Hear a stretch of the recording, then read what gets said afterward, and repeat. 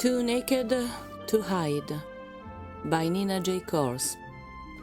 Chapter 16. Afternoon. The Toxic Venom. Jacopo smiled to himself and walked off. It was getting hotter. He had just walked past the airy columns of the ancient city council hall at the Gran Guardia and then down to Piazza Capitaniato, curved and tree-lined. He thought back of the times when the square was the town's junkies' hangout, people smoking all sorts of shit, slouched over steps, syringes everywhere, and youngers crouching down with their eyes lost. No more junkies around now. They had moved to the outskirts of the city, to the outskirts of Saturday night, of dance clubs and rap parties. They had become invisible and all the more dangerous. They hid in club lounges. They carried their pills in hygienic plastic bags. They dressed trendy. Their gloss hair slicked back with gel. Their faces wore carefully applied makeup. He remembered countless girls throwing up, their heads stuck in clubs' toilets. He remembered one in particular, her eyes veiled by drugs or alcohol, her hair undone, a cigarette in her hand, her pants down, while a man kneeling in front of her was doing something that at first he didn't quite understand, his hands placed on the protruding bones of her hips. Jacopo had opened the male restroom doors in search of breathable air. Back then, you could still smoke in clubs. God, he was getting old. And he saw her standing before him. She had continued smoking, as if she wasn't really standing half naked in a public toilet. A broken bottle of booze on the ground, a blood-stained syringe in the sink, and that man kneeling before her with his face too close to her abdomen and her pants and panties around her ankles, looking at Jacopo, standing motionless by the door. She could have been maybe 15, no more. The man had grey hair. Jacopo had immediately closed the door behind him.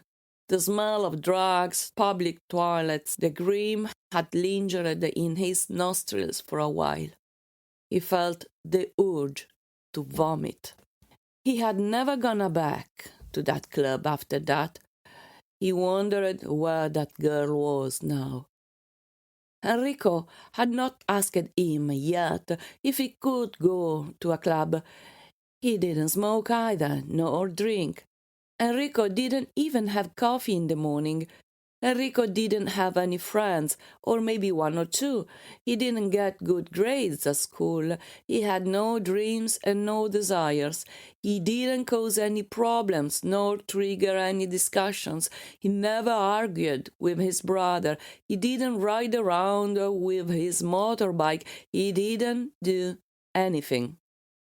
Enrico spent his summer days before a computer or a TV screen, hiding behind his hurt murmur, eating in secret to fill unspoken needs, going to every doctor's visit without complaining, laughing every so often, looking at his parents without asking any questions, offering no solution, expressing no opinion, saying nothing.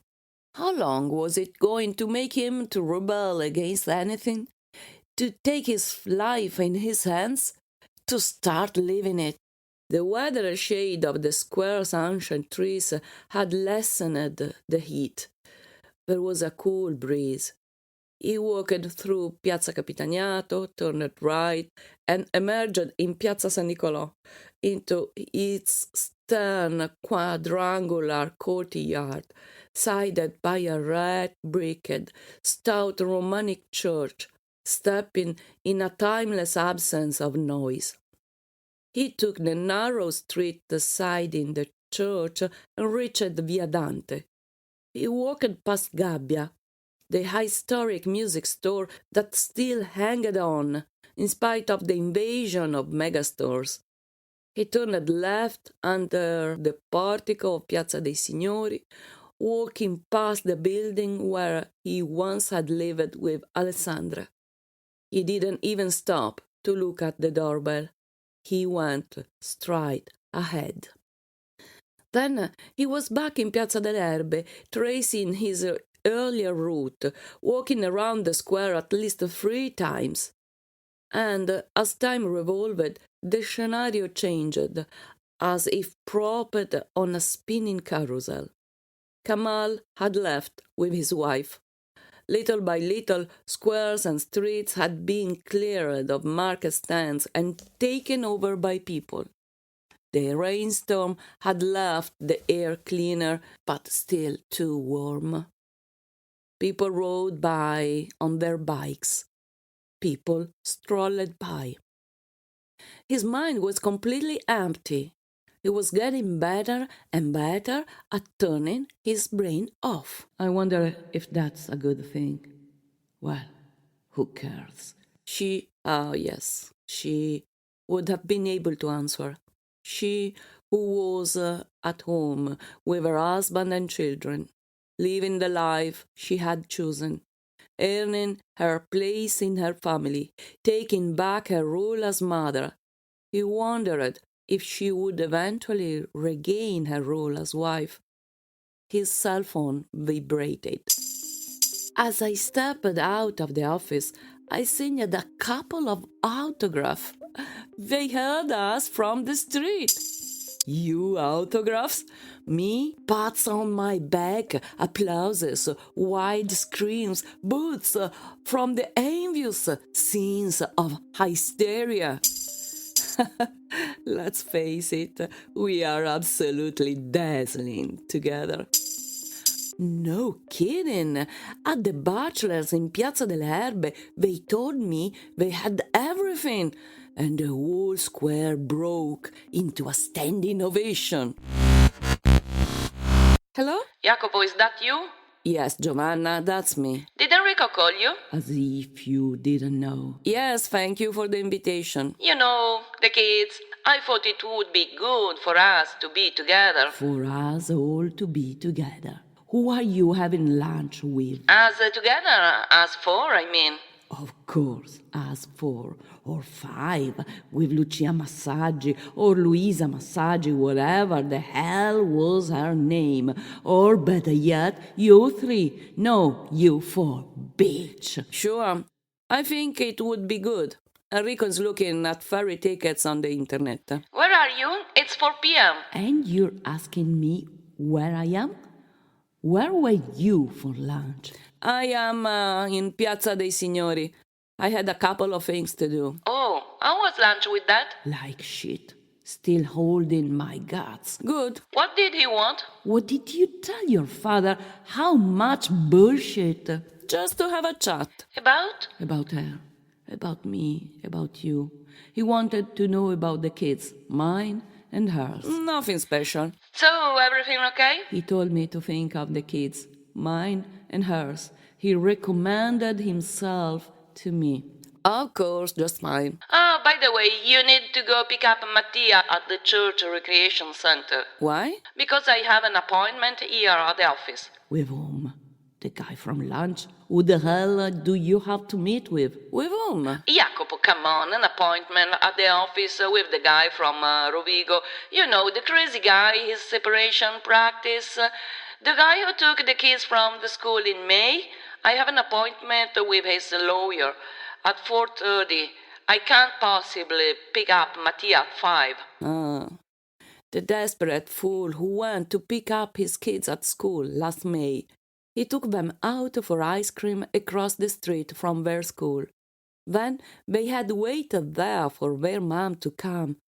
The guy hadn't been allowed to see his kids for weeks. And when mom came, they started a huge fight.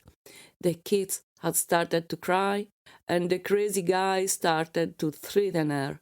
Somebody had called the police. The kids were still crying when the police arrived. The madman had dared to take his kids out for an ice cream without asking for their mother's permission first. Fine, I'll go then. Yes, then you can take him at my place. The babysitter will be waiting for him. Of course, of course. Your place, not our house. Not anymore. Sounds good. Then you'll come by the office, right? Yes, I'll come by after that. Okay. Chiara is waiting for you. Chiara is waiting for me. And you? Are you waiting for me too? Yes. She called the accountant. Right. Pile up the shit. Right. What does he want? Oh, I don't know. I see. I'll take care of it. I'll see you after 5, then. I'll take care of it. I can do this. You can bet on it.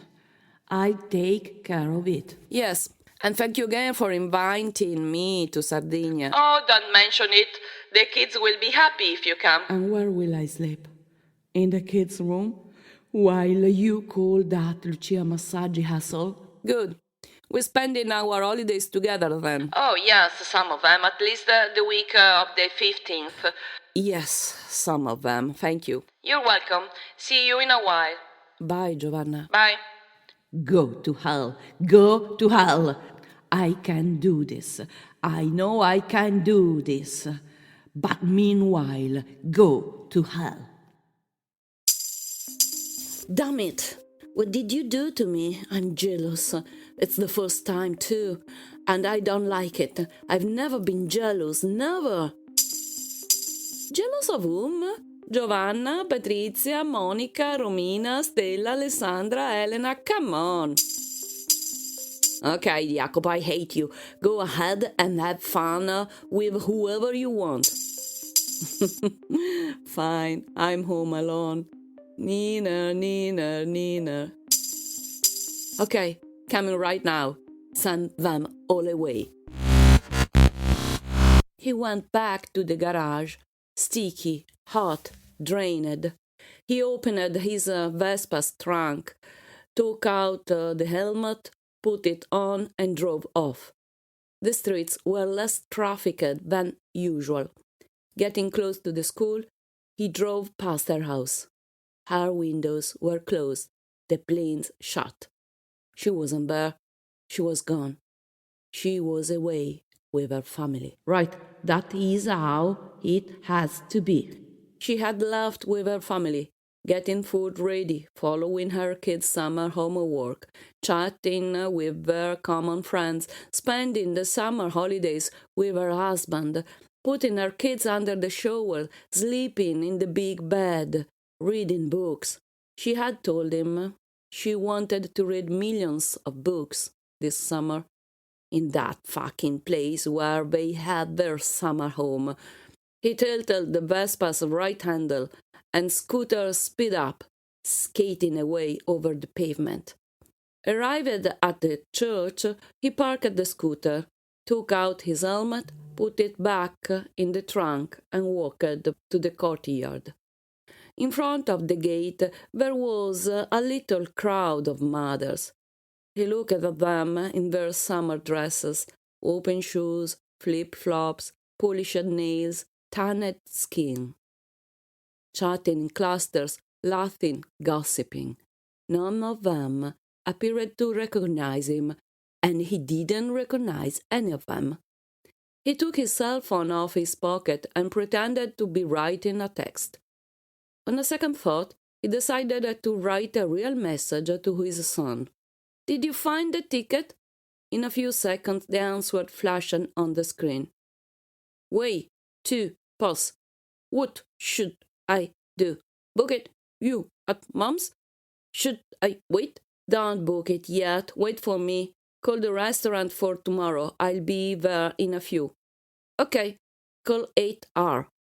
Okay, for restaurant. Got on www.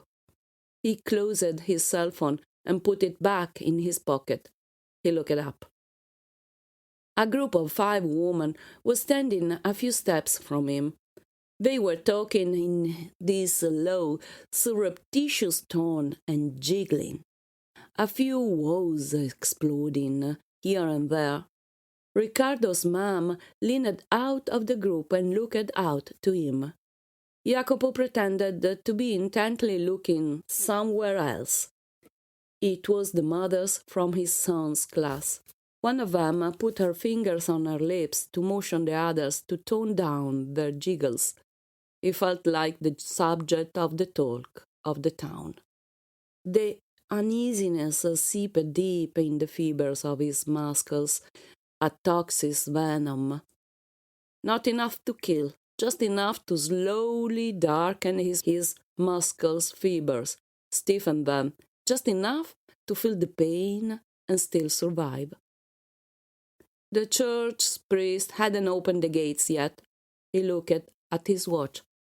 5 more minutes to go. The unpleasant feeling plugged the mouth of his stomach, which contracted just a bit. The cement was still holding. He saw that one of the woman took her hand to her mouth, as if experiencing extreme shock. Miriam was in the group.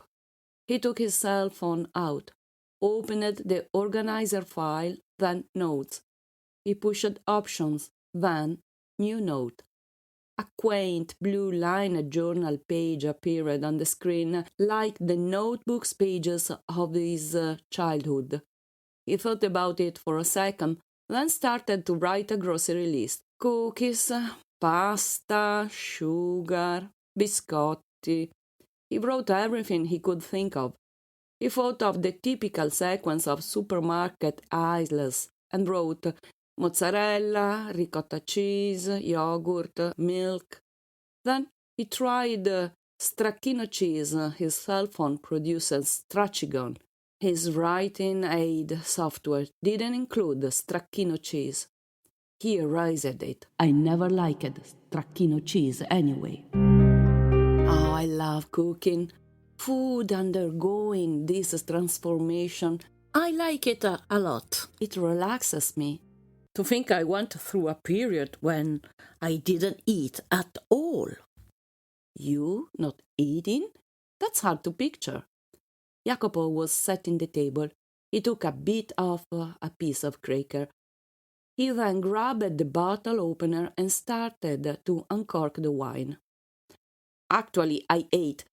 At meals with my parents, I ate. But when I went straight to the bathroom and threw out, not everything thought, well, that's horrible. Oh, right. But I had always a toothbrush at hand, and my teeth sparkled. Why? What's that have to do with anything? Because I knew that gastric acids ruin your teeth, and so I brushed all the time. I had white, beautiful teeth. She was slicing a stick of green celery. In the pan, small pieces of fresh, white onion was taking a golden color, sizzling together with round slices of carrot. He said nothing, then walked closer to her and leaned his head over her shoulder. He encircled her waist with his arms. Right. Bones, protruding and sparkling white teeth. I was this elf-like creature, short hair too, halfway between a boy and a girl. I went through months of getting my nutrition just from condensed milk. I love condensed milk. And then, now I love cooking and eating, food, wine, even sex. I like everything that relates to my body. It's so beautiful. I love to watch you cook. Oh, that's right. You sort of need to touch rock bottom before you can resurface. Luckily, I always stop at short before touching the bottom. Will you stop with me too? She stopped slicing her celery. She tipped the cutting board over the pan, and the green half-moons rolled obediently in the hot oil, where they started to buzz and leap with the rest of the vegetables. Aren't you the suitcase guy? Oh, yeah, that's true. Here with you, I forgot it. Right, I bet this time I'll be the one packing up. Jacopo, from above her shoulder, looked at the pan and all the vegetables dancing happily. Oh, that's not possible, honey. I'll never let you pack up, right? Who can tell? He pulled her closer. She had started to chop some basil leaves. Jacopo closed his eyes and breathed in their fresh fragrance. Your smell, your skin. If you don't stop, I'll have to turn everything off before I can finish this sausage. Jacopo didn't move.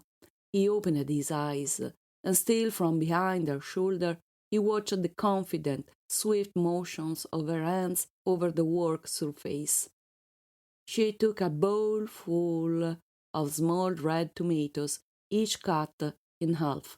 She lifted it over the pan, hesitated for a moment, and then poured its contents in. She then grabbed a pinch of salt and sprinkled it over the tomatoes. She took a wooden spoon and mixed everything together. The vegetables, obedient and serene, followed the movement of the spoon and submissively blended harmoniously together. She took the basil leaves and tossed them gently over the tomatoes, then turned the stove off and turned to him. Starving here, and kissed his neck. Jacopo pulled her closer still. Translation from Italian by Iris Cartia. Original music by Massimo Moretti for Maxmore Music. Post-production editing by Gina Lee. All mistakes are mine. If you want to see pictures of making of and life in Italy, please follow me, Nina J. Course, on Instagram and LinkedIn.